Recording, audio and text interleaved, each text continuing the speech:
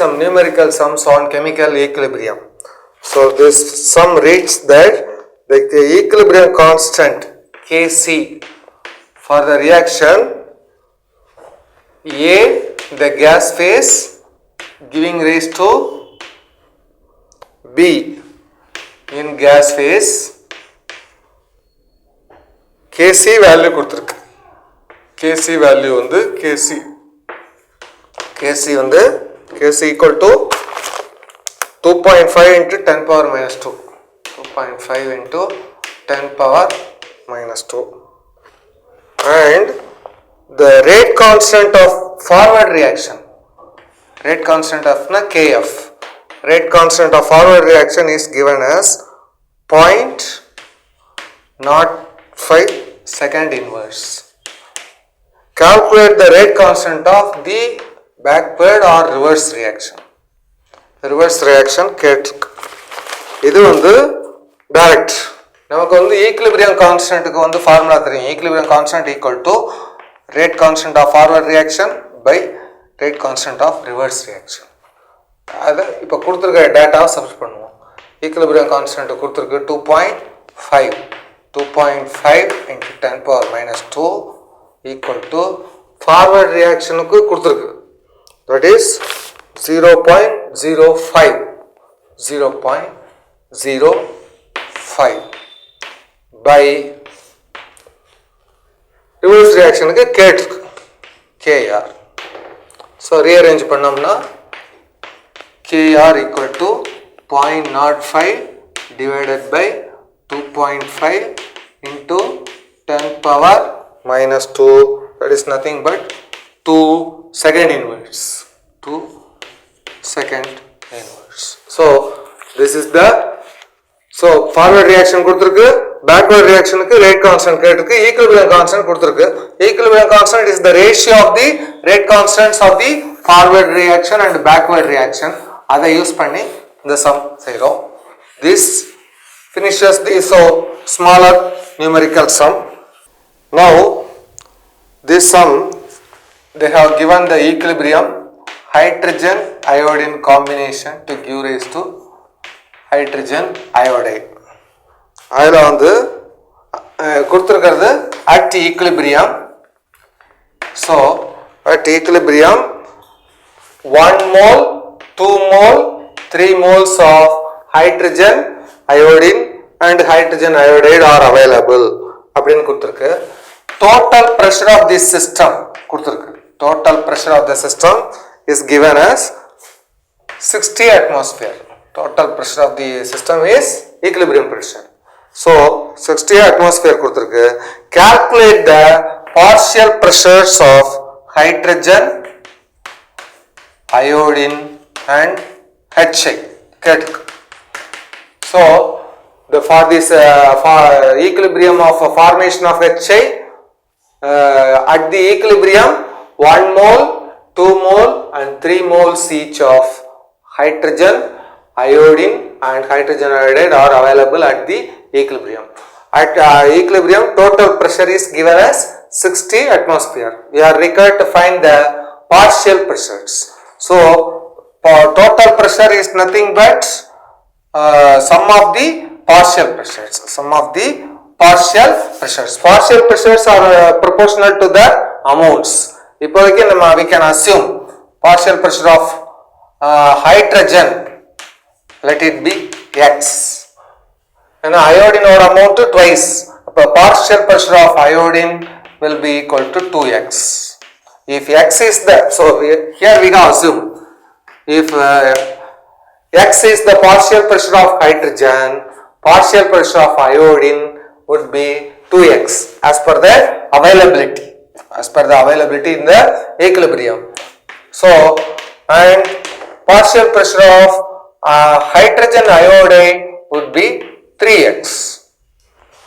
So but total pressure is nothing but sum of the partial pressures P1 plus P2 plus P3, that is x plus 2x plus 3x. So x a common atom na 1 plus 2 plus 3, 6x. but total pressure is given as 60 atmosphere. Total pressure is given as 60 atmosphere. If 6x equal to 60, x equal to 10 atmosphere. X equal to 10 atmosphere. நம்ம தான் assume பண்ணிருக்கோம் x எல்லாம். We have to replace. That is x not 10 atmosphere. 10 atmosphere is nothing but partial pressure of hydrogen. Partial pressure of iodine 2x. That is 2 into 20. 2 into 10, 20 atmosphere. 2 into 10, 20 atmosphere. Partial pressure of hydrogen iodide 3 into 10, 30 atmosphere. So the answers are the partial pressures of hydrogen, iodine and hydrogen iodide are 10 atmosphere, 20 atmosphere and 30 atmosphere. So total pressure is nothing but sum of the partial pressures. 10 plus 20 plus 30 equal to 60 atmosphere. So idhula kuduthirukradhu vandu equilibrium concentration 1 mole, 2 mole, 3 mole for hydrogen, iodine and HI respectively nu kuduthirukku. Total pressure kuduthirukku. Partial pressure of the individual gases ketirukku. Nama we are assuming partial pressure of hydrogen x nu vechinomna as per the available equilibrium concentration, the equilibrium pressure, concentration pressure ரெண்டும் ஒண்ணுக்கு ஒண்ணு proportional தான். So partial pressure of iodine would be 2x, partial pressure of hydrogen iodide would be 3x. So total pressure is the sum of the partial pressures. எல்லாத்தையும் add பண்ணி equate பண்ணா we get x equal to 10 atmosphere. X is the variable we have introduced. அதனால it has to be resubstituted. So this gives the answers, that is partial pressure of hydrogen being 10 atmosphere, iodine being 20 atmosphere and hydrogen iodide is 30 atmosphere. இப்போ one more numerical sum. இதுல என்ன கேட்டிருக்குன்னா temperatures and equilibrium constant at effect of temperature on equilibrium constant. We have seen that equilibrium constant is a function of temperature. Equilibrium constant is a constant only at a given temperature. If you change the temperature, equilibrium constant will change. They have given the equilibrium constant of a system is K1 at temperature T1. Equilibrium constant of a system is K1 at temperature T1 and equilibrium constant of the same system at temperature T2 இது வந்து K2. Equilibrium constant is K2 அப்படின்னு கொடுத்திருக்காங்க. Predict the nature of reaction, spontaneous இது exothermica endothermica அப்படின்னு கேட்டிருக்காங்க. So இதுல வந்து ஒரே ஒரு ஈக்குவேஷன் யூஸ் பண்ணி ஆகணும். Variation of equilibrium constant with respect to temperature. Variation of equilibrium constant with respect to temperature in the formula. So natural law K2 by K1 equal to delta H by R into minus 1 by T1. இந்த derivation உங்களுக்கு கிடையாது, ஆனா result உண்டு 1 by T1. So minus 1 by T2 plus 1 by T1 அப்படிங்கிறது இது. This equation gives the variation of equilibrium constant. இங்க K1 K2ங்கிறது equilibrium constant. So K1 is the equilibrium constant at temperature T1. K2 is the equilibrium constant at temperature T2. அவங்க வந்து information கொடுத்திருக்காங்க. K2 is 10% of K1 அப்படின்னு கொடுத்திருக்காங்க. K2 is 10% of K1. 10% என்ன 10 by 100 into K1. So 0.1 K1. So இப்போ இந்த ஈக்குவேஷன்ல நம்ம இன்னொரு இன்ஃபர்மேஷன் கொடுத்திருக்கு. T2ங்கிறது ஹையர் டெம்பரேச்சர், T1ங்கிறது லோயர் டெம்பரேச்சர். அந்த கண்டிஷனும் கொடுத்திருக்காங்க. ஸோ இந்த பாயிண்டை ஞாபகம் வச்சுக்கணும். ஸோ இப்போ முதல்ல இதை சிம்பிளிஃபை பண்ணிக்குவோம். நேச்சுரலா K2க்கு பதிலாக 0.1 K1, 0.1 K1. இங்கே கீழே வந்து K1 அப்படி K1 get cancel equal to delta H by R. இது வந்து common denominator T2 T1 minus T1 plus T2. So இதுதான் ஆன்சர். So இப்போ வந்து இது நேச்சுரல் லாக். காமன் லாகா மாத்தணும்னா log of 0.1 equal to delta H by 2.303 R into T2 minus T1 by T1 T2. இப்போ ஞாபகம் வச்சுக்கோ. ஸோ இதுதான் இப்போ பண்ணியிருக்கோம். log of 0.1 equal to delta H by 2.303. logனா log to the base 10. Lna log to the base E. அது சொல்லாத exponential or log to the base E. log logna log to the base 10. log of 0.1 equal to delta H by 2.303 R into T2 minus T1 by T1 T2. ஏற்கனவே கொடுத்திருக்கு T2 is greater than T1. அப்படின்னா என்ன அர்த்தம்? T2 minus T1 is positive or greater than 0. So இந்த quantity positive. இது T1 ங்கிறது temperature, kelvin temperature. Kelvin temperature எப்போதுமே positive தான், அது நெகட்டிவ்ல வரவே வராது. Lowest temperature is only 0 kelvin. So kelvin temperature இதுவும் பாசிட்டிவ், இதுவும் பாசிட்டிவ். ஸோ இந்த பிராக்கெட்டட் டேர்ம் பூரா பாசிட்டிவ். 2.3 பார்த்தாலே தெரியுது பாசிட்டிவ். R equal to 8.314 வச்சிருந்தாலும் பாசிட்டிவ், 0.08 வச்சிருந்தாலும் பாசிட்டிவ். ஸோ இது எல்லா குவான்டிட்டியுமே பாசிட்டிவ், எல்லா குவான்டிட்டியுமே பாசிட்டிவ். ஆனால் இங்கே log 1 is minus 1. log 0.1 equal to minus 1 delta H into some positive quantity. இப்போ லெஃப்ட்ல நெகட்டிவ் குவான்டிட்டி இருக்கு, இங்க பாசிட்டிவ். பிளஸ் இன்டு மைனஸ் தான் மைனஸ், இங்க மைனஸ் வந்திருக்கு. அப்ப மைனஸ் இன்டு பிளஸ் அப்படின்னு வந்தா தான் இந்த மைனஸ் வரும். அப்ப delta H is minus. Delta H is மைனஸ்னா reaction is exothermic. So delta H equal to minus na enthalpy change is negative. Enthalpy change is negative na the reaction is exothermic. In this way we have to project. Idhula vandu variation of equilibrium constant with respect to temperature idha note pannikanum. It is to be noted. இப்போ நார்மலா வந்து equilibrium constant calculation க்கு direct sum. இந்த reaction கொடுத்திருக்கு A plus B giving reversible arrow 3C. In the equilibrium at 25 degree is considered. An equilibrium A plus B giving rise to 3 moles of C. The reaction is carried out in a container of volume 3 liter. Reaction is carried out in a container of volume 3 liter. இப்போ equilibrium content கொடுத்திருக்கு at equilibrium. So the equilibrium mixture contains 1 mole of A, 1 mole of A, 2 moles of B and 4 moles of C nu kuduthirukku. So we are going to consider the equilibrium reaction A plus B giving rise to 3C. At A, B, C ங்கிறது different species, carbon கிடையாது, boron கிடையாது. So species, the equilibrium is maintained at 25 degree. The reaction mixtures are enclosed in a container of capacity 3 liter. At equilibrium, equilibrium mixture contains A 1 mole, 2 moles of B and 4 moles of C. Calculate equilibrium constant in terms of concentration கொடுத்திருக்கு. அதான் கேள்வி கேட்டிருக்கு. So முதல்ல equilibrium constant in terms of concentration expression எழுதிக்கணும். ப்ராடக்ட்ல என்ன இருக்கு? C.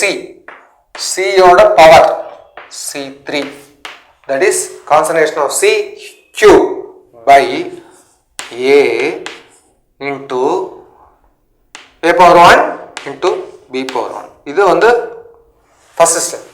ரெண்டாவது step இப்போ கான்சன்ட்ரேஷன் கண்டுபிடிக்கணும். கான்சன்ட்ரேஷனுக்கு நம்பர் ஆஃப் மோல்ஸ் இங்கே கொடுத்துருக்கு, லிட்டர் அங்கே கொடுத்துருக்கு. ஸோ ஒரே 3 லிட்டர்ல தான் மூணுமே இருக்கும், ஆனால் தனித்தனியாக போறச்சு. So concentration of A equal to 1 by 3, that is 1 mole by 3 liter, mole per liter, 1 by 3 mole per liter. Concentration of B equal to 2 by 3 mole per liter. Concentration of C equal to 4 mole per liter, 4 by 3 mole per liter. So இப்போ வந்து இந்த டேர்ம்ஸை இதில் substitute பண்ணணும். That is Kc equal to concentration of C என்ன பார்த்துருக்கோம் 4/3 4/3 whole cube 4/3 whole cube divided by concentration of A 1/3 into concentration of B 2/3. இதை simplify பண்ணணும். அதாவது 4 cube by 3 cube divided by 2/3 square. இதை சிம்பிளிஃபை பண்ணா 4 cube by 3 cube into 3 squared by 2. So இங்கே வந்து ஒரே ஒரு பவர் 3 மட்டும் இருக்கும். இங்கே 4 cubes are 64 by 2 32 32 by 3 10.3 are 30 10.66. So 10.6 is units. Units வந்து இங்கே வந்து கான்சன்ட்ரேஷன் கியூப் இருக்கு, நியூமரேட்டர்ல கான்சன்ட்ரேஷன் கியூப், டினாமினேட்டர்ல கான்சன்ட்ரேஷன் ஸ்கொயர்டு இருக்கு. ஸோ டைமென்ஷன் இது போல ஒரு concentration unit 10.66 mole per liter. So 10.66 mole per liter. This is the equilibrium constant in terms of concentration for this equilibrium. இப்போ a sum based on Lechatelier's principle. இதில் என்ன கேட்டுக்குன்னா how much PCl5 phosphorus pentachloride has to be added, how much na amount, how much of phosphorus pentachloride must be added to 1 liter reaction vessel. So volume is 1 liter 1 liter reaction vessel. So அதோட container capacity வந்து 1 liter. The reaction maintained at temperature of 250 degree C. 250 degree C. Temperature of the reaction is 250 degree C. To obtain a concentration of 0.1 mole of chlorine.